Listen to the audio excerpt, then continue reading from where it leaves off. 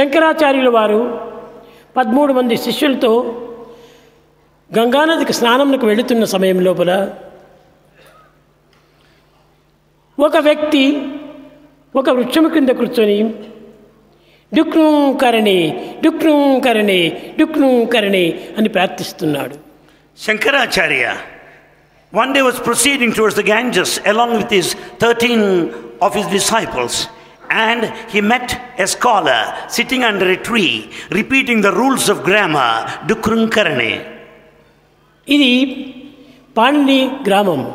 This rule of grammar is found in the grammar composed by Panini Panini. గ్రామమును ఉచ్చరించడం చేత గొప్ప పండితుడు కావాలను అని ఆశిస్తున్నాడు. That person wanted to be a great scholar by repeating the rules of grammar according to Panini. ఈ పాండితత్వం చేత నీకు లభించేటువంటి ఫలితం ఏమిటి అని ప్రశ్నించాడు శంకరుడు. Shankara has put this question, what is it you are going to get by this scholarship? స్వామి, ఈ పాండిత్యం చేత నేను రాజుల సన్నిధిని చేరగలను.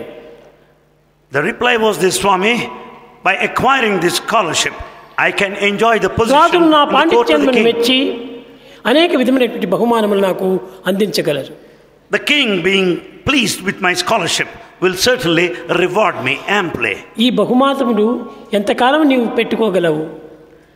Shankara asked, how long would you possess these rewards? నేను బ్రతికినంత కాలం కూడాను ఈ యొక్క ఆశను నేను నెరవేర్చుకుంటాను.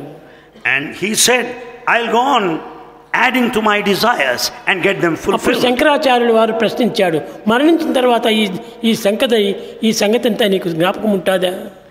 Shankara has again put this question, after death would you think of all these desires and the rewards? పిచ్చివాడా, నీవు ఉన్నప్పుడు అనుభవించినప్పుడు నీవు గతించిన తర్వాత 3 కాలముల యందు కూడా నువ్వు మరపు రానటువంటి యొక్క తత్వాన్ని నీవు గుర్తించడానికి ప్రయత్నించు. Adi Shankara advised him, you should think of that which exists in all the 3 periods of time, not being while alive in this lifetime.